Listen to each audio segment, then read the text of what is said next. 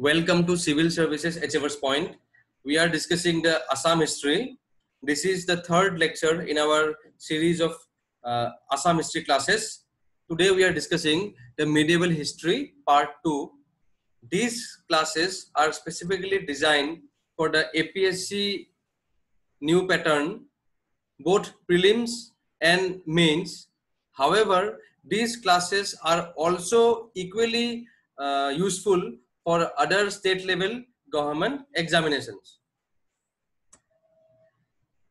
At Civil Services Achievers Point, we have various programs. Students can enroll in them. So this class is dedicated to the medieval history, and we will discuss some of the important dynasties and important kingdoms of medieval history of Assam. So students, let us begin. Assam history can be divided into 5 segments, and we have already discussed in our earlier classes prehistoric period of Assam, which is prior to 4th century AD. We have also covered the ancient history, 4th century to 12th century AD. In our last class, we have covered the part 1 of medieval history. So medieval history is from 12th century AD to early 19th century AD, that is till the arrival of the East India Company in Assam, the Treaty of Yandabu 1826. So the Treaty of Yandabu 1826 is very important with respect to Assam history, because the Treaty of Yandabu 1826 marks the end of medieval history in Assam and thereby making the beginning of modern era in Assam. So students, let us begin. The medieval history of Assam comprises from 12th century to early 19th century AD. Some of the important events and kingdoms of medieval history are the first Mohammedan invasion of Kamrupa, the kingdom of Kamata, Sutia kingdom, the Barobhuyas, Khen dynasty, Koch kingdom, Kasari kingdom, Jayantia kingdom, Ahom kingdom, Burmese war, and the arrival of the East India Company. So in our last class, we have already covered the first Mohammedan invasion of Kamrupa, because after the fall of the Palas of the ancient kingdom of Kamrupa, the first Mohammedan invasion happened in Kamrupa, and that event marked the beginning of the medieval history of Assam.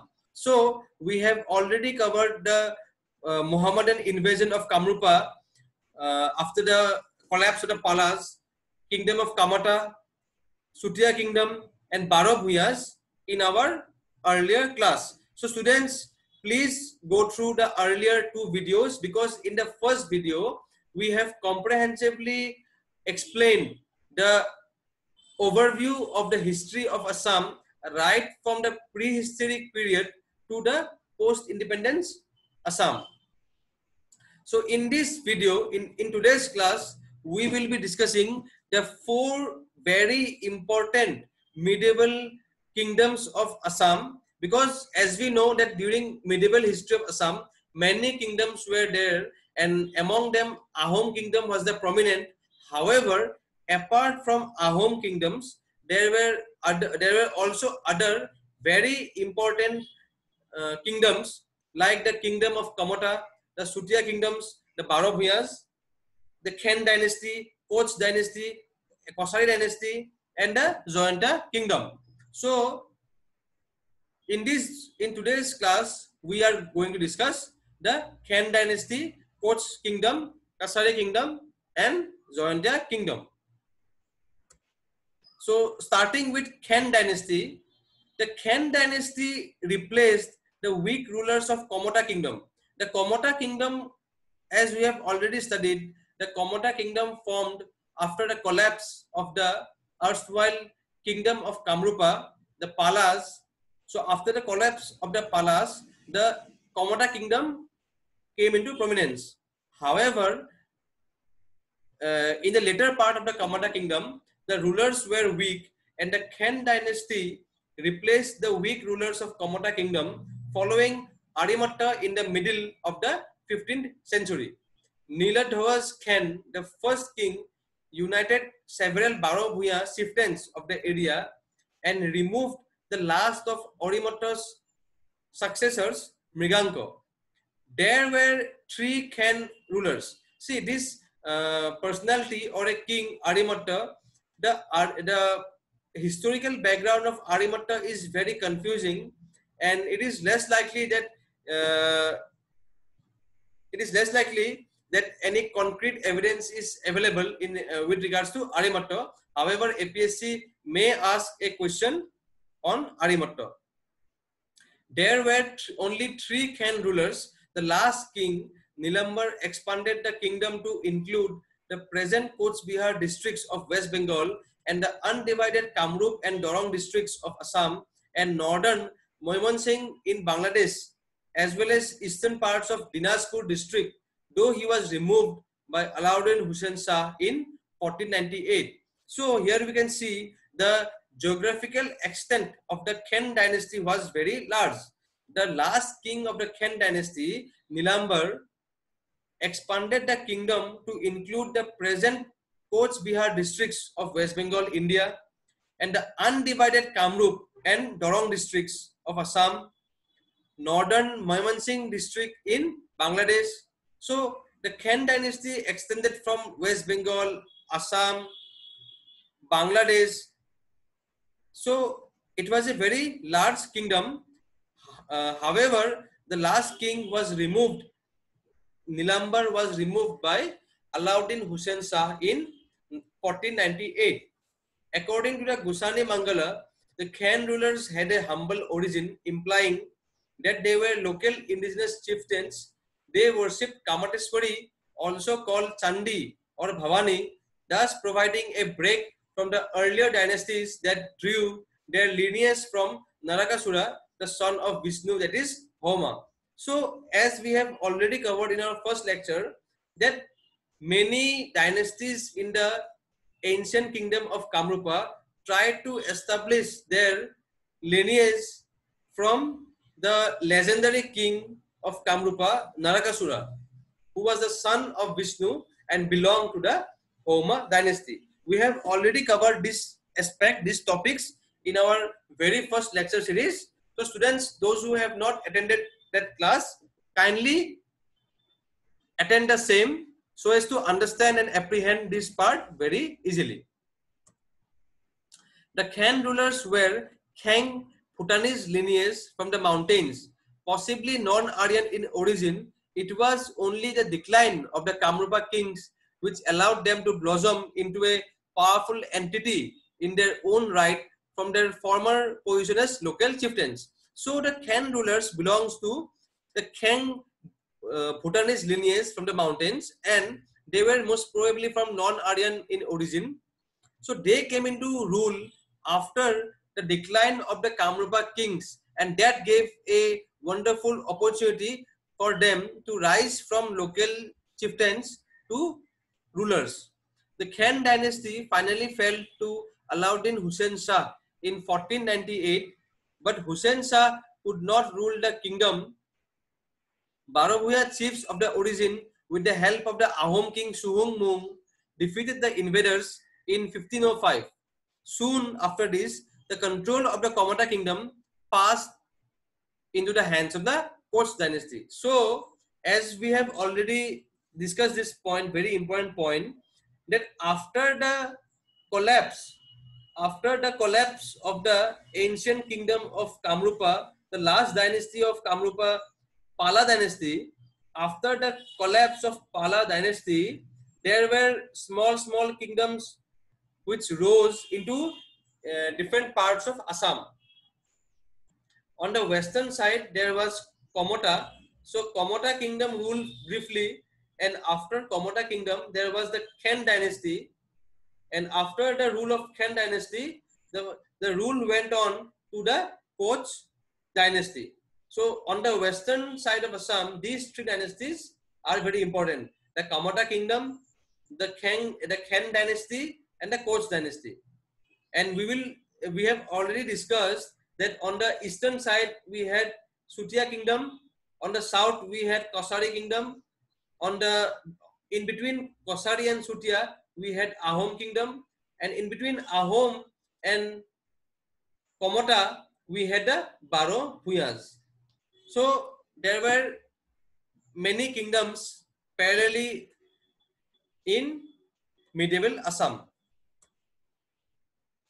So this point is again made here, very important point. After the collapse of the Palas of the Kamrupa kingdom, Western Kamrupa was the domain of the Koch and Metz peoples, Kamata, Khen and Koch kingdoms. In other parts of the erstwhile Kamrupa, the Kosari kingdom, Central Assam and South Bank, the Baro Bhuyas, Central Assam, North Bank, and the Sutia kingdom, East, were emerging. The Ahoms, who would establish a strong and independent kingdom later, began building their state structures in the region between the Kosari and the Sutia kingdoms in 1228. So we will separately cover the kingdom of Ahom in our next classes. So we will go in details, but in this class today we are discussing the other important kingdoms of medieval history of Assam. Now coming to an important kingdom, the Koch kingdom. The Koch kingdom, the Koch dynasty was a dynasty that ruled regions in the eastern part of the Indian subcontinent, mainly the regions of Assam and Bengal. It is named after the Koch community emerged as the dominant ruling house in the Komota kingdom in 1515 after the fall of the Khen dynasty in 1498. So the Koch dynasty was a dynasty in the eastern part of the Indian subcontinent, mainly in West Bengal, Assam, Bangladesh, mainly the regions of Assam and Bengal and to some extent Bangladesh. It is named after the kingdom is the dynasty and the kingdom is named after the Koch community emerged as the dominant ruling house in the Komota kingdom in 1515 after the fall of the Khen dynasty in 1498. The first of the Koch kings, Vishwasingha, and then his sons Naranayan as the subsequent king and Silarai as the general, soon occupied the western portion of the erstwhile Kamrupa kingdom as well as some regions of South Assam. So the first king of Koch kingdom is Vishwasingha. Now APSC will shortly ask a question on the first and the last rulers of the kingdoms. So the first ruler of or the first Koch king is Vishwasingha. Students, please make a note of it so that if any question comes in exam, then we can easily answer it correctly. The dynasty divided for the first time into two major branches that controlled Koch Bihar and Koch Hazu. Koch Bihar became the vassal of the Mughals. That is, the Koch Bihar became a vassal of the Mughals, that is, subordinate of the Mughals, whereas Koch Hazu came under Ahom control and was subsequently absorbed. So the mighty Koch kingdom got divided into two major branches that controlled Koch Bihar and Koch Hazu. Koch Bihar became a subordinate of the Mughals, whereas Koch Hazu was conquered by the Ahom and was under Ahom control and was subsequently absorbed. Koch Bihar became a princely state during British rule and was absorbed after Indian independence. So, as we know, there are many monuments and many important historical places in Koch Bihar, which is now in West Bengal. So earlier, the Koch kingdom extended up to northern part of modern day West Bengal. Koch Bihar became a princely state during British rule and was absorbed after Indian independence. The third branch of this dynasty at Khaspur disappeared into the Kosari kingdom. So as we can see, In the second line, we have mentioned that the sons of Vishwasingha, Naranarayan and Silarai, soon occupied the western portion of erstwhile Kamrupa. So the western part was called Coach Bihar, the middle was based on Coach Hazo, and the southern part was in Khaspur, so which was conquered by the Kosari kingdom. So this is a historical map of Coach Bihar.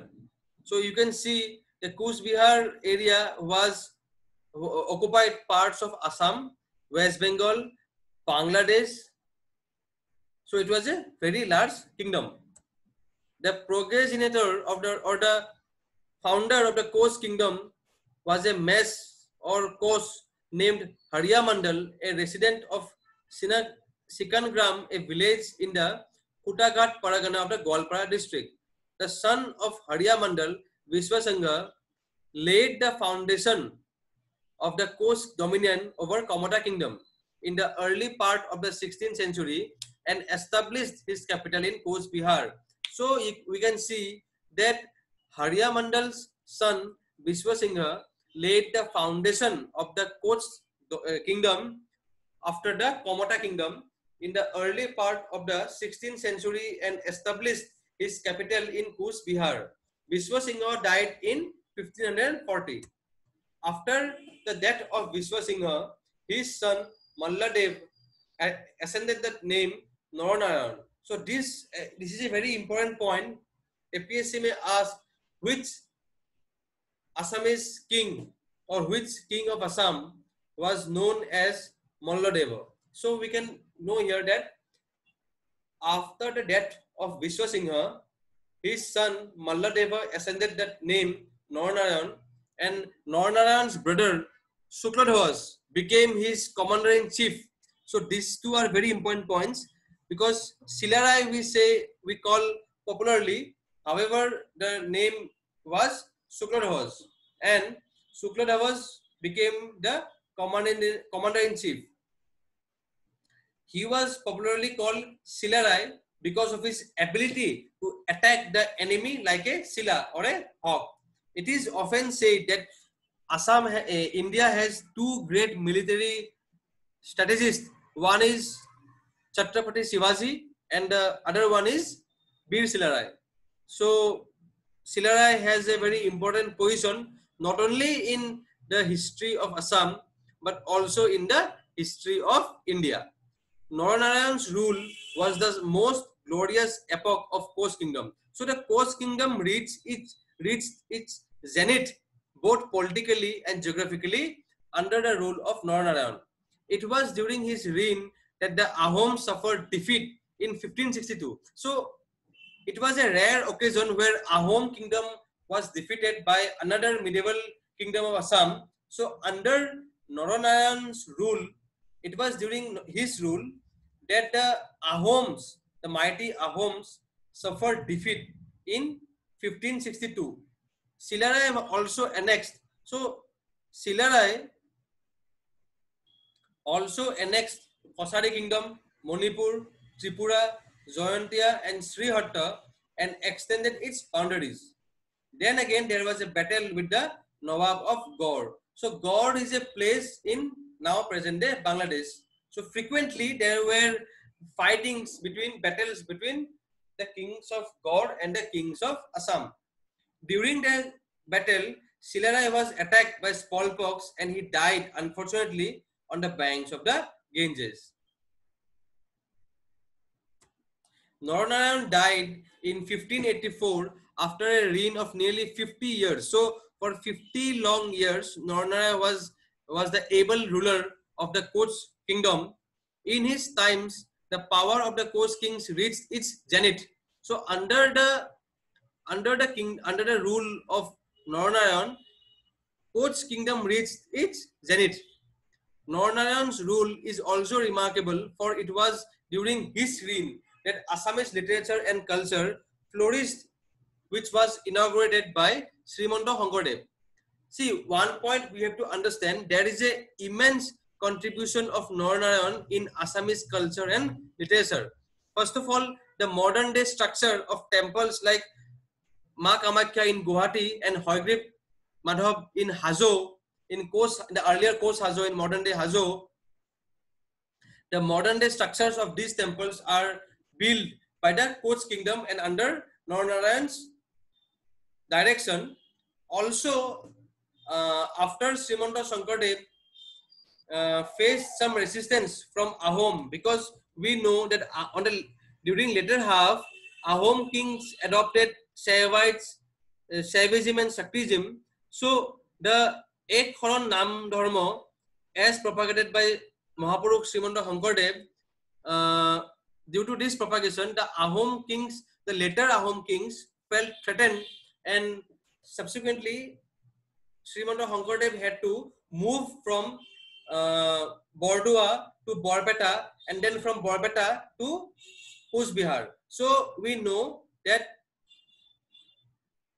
Srimanta Shankardev left this mortal body, left his body from Coach Bihar. So Narnarayan not only was a able leader, not only was he was a great king, but also he was a very a very great patron of learning, and he was a great contributor to Assamese culture and literature and architecture. So in a way, we can compare to Krishna Deva Raya. We can compare to Krishna Deva Raya of Vijayanagara Empire with our Narnarayan king from the Kuch kingdom. Narnarayan was a great patron of learning, and some of the best known Assamese writings date from his reign. Many Vaishnava hymns and homilies were written by Srimanta Shankardev and Mahapurush Sri Madhavdev. Purushottam Vidya Bagis compiled a grammar. Bakul Kayastha wrote a book on mathematics. Ram Saraswati translated the Mahabharata, and Ananta Kondoli translated the Bhagavad and other books into Assamese. So this paragraph is very important. This line is very important. It is mentioning some important books in Assamese and also the authors. APSC may surely ask a question from this line. Bakul Kayastha wrote a book on mathematics. Purushottam Vidya Bagis compiled a grammar. Ram Saraswati translated the Mahabharata, and Ananta Kondoli translated the Bhagavad and other books into Assamese. After the death of Narnarayan, the Koch kingdom was not able to retain its glory, because as it was the case with Akbar or even Aurangzeb or Ashoka before their time, that whenever there is a large kingdom, after the fall of an able king, the successors may not be able to control such a large empire. So here it is mentioned, after the death of Narnarayan, the Koch kingdom was not able to retain its glory. Internal dissensions, there were internal fightings, became the order of the day. So frequent infightings among the ruling elites of the Koch dynasty led to its downfall. Consequently, the Afghans and the Mughals took advantage, and in 1615, the Koch kingdom was annexed to the Mughal Empire. So, in 1615, the Koch kingdom was annexed to the Mughal Empire, but the then Koch king Balinarayan, with the help of the Ahom king, was able to get back the area between Horoli and Bornodi. So, Horoli Nodi and Bornodi river, between these areas, the Koch king Balinarayan, with the help of the Ahom king, was able to get back the area. He accepted the rule of the Ahom king, so he was a subordinate under the Ahom king and assumed the name Dharmanarayan as a vassal or subordinate king, a tradition which continued till the time of British occupation of Assam. So ultimately, till the British occupation of Assam, that is till the Treaty of Yandabu of 1826, the remnants or the remaining of the Koch kingdom became a vassal or a subordinate of the Ahom kingdom. Now, after Koch kingdom, we are discussing another very important kingdom called the Kasari kingdom or the Dimasa kingdom. The Kasari kingdom or the Dimasa kingdom is a very important kingdom, and the kingdom was basically in modern day, in and around modern day Kasar district of Assam.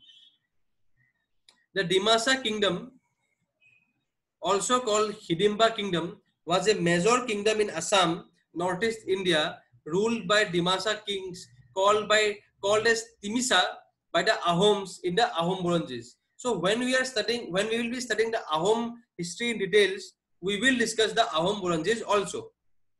The Dimasa kingdom and the others like Komota in the west and Sutia in the east, that developed in the wake of the Kamrupa kingdom, were examples of new states that emerged from indigenous communities in medieval Assam that transformed these communities. So as I have already discussed, that after the fall of the Pala dynasty of ancient kingdom of Kamrupa, there were the Kamota, Khen and Koch dynasty in the west, Sutia, Ahom in the east, Kosari kingdom in the south, and the Baro Bhuyas in the middle.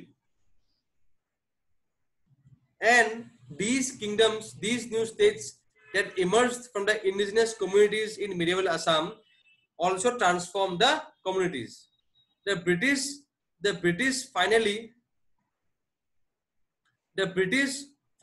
annexed the kingdom, the plains in 1832 and the hills in 1834.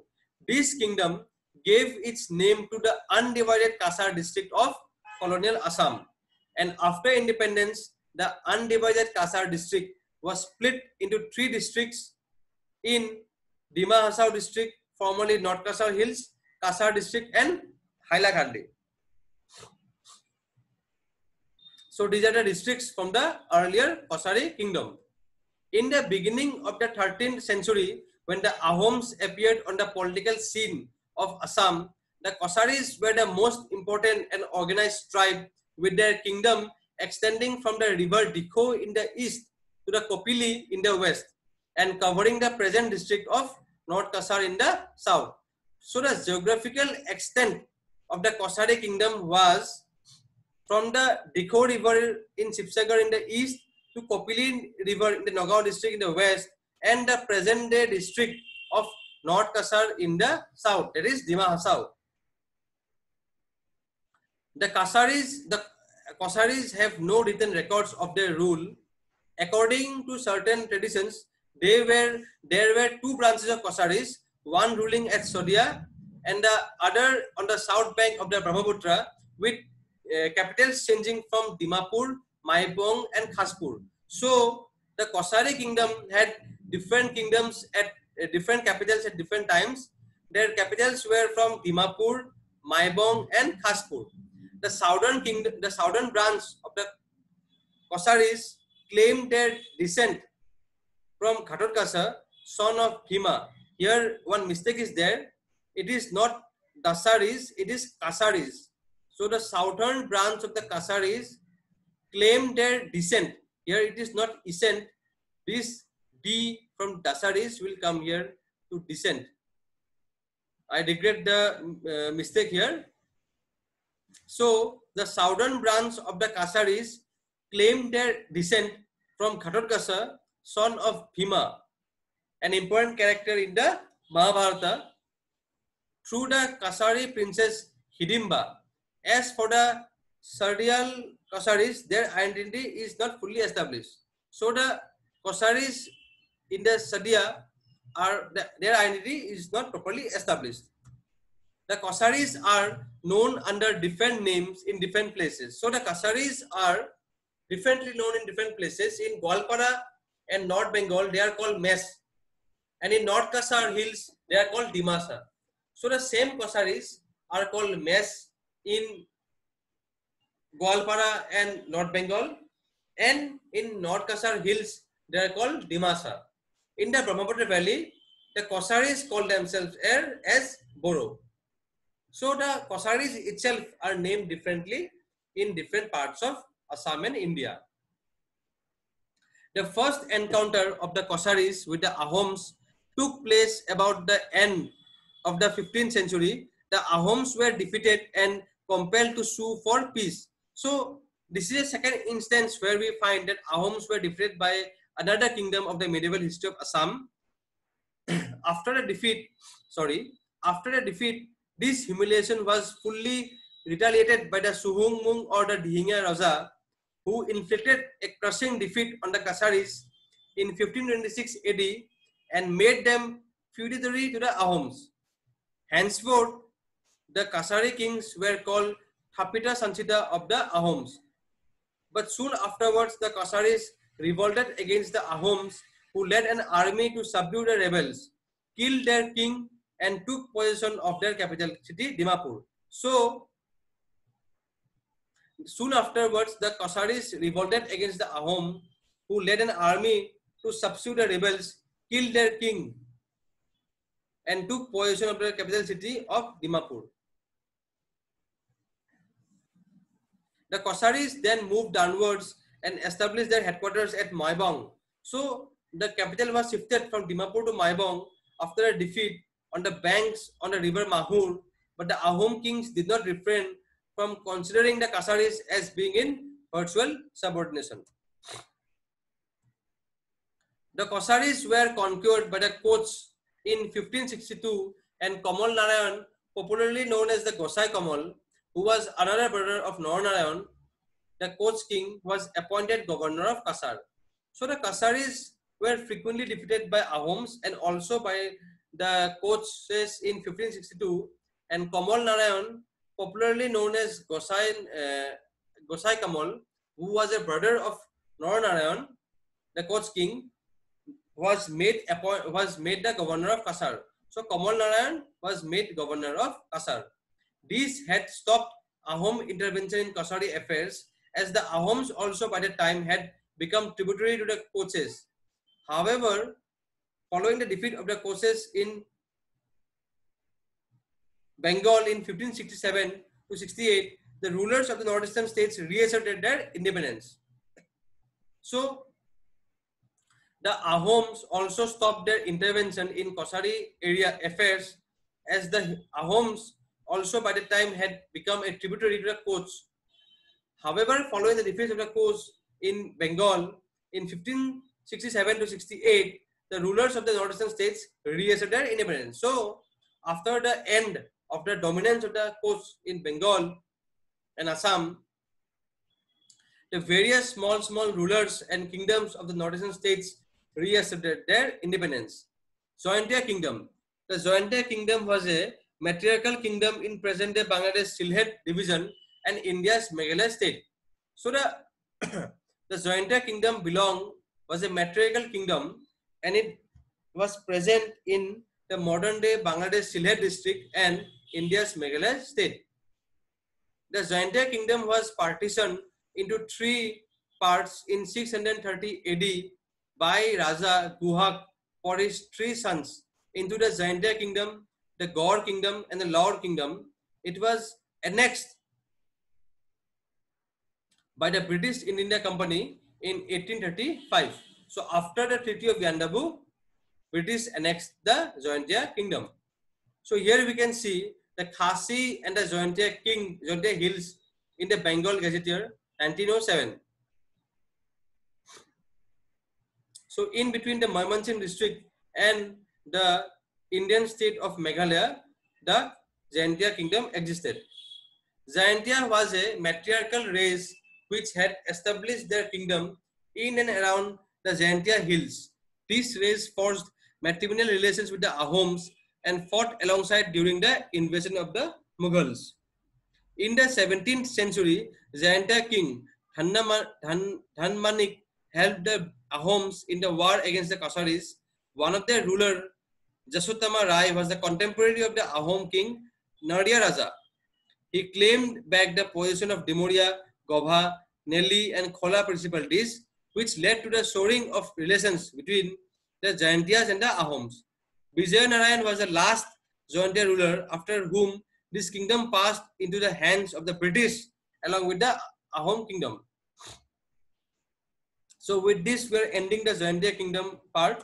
In the upcoming classes, we are discussing very important topics: the Ahom Kingdom, the Ahom rule and its administration, tribal policies of Ahom Kingdom, social conditions during the Ahom, fall of Ahom rule, and the Burmese attacks during the end of the Ahom rule, the Burmese attacks,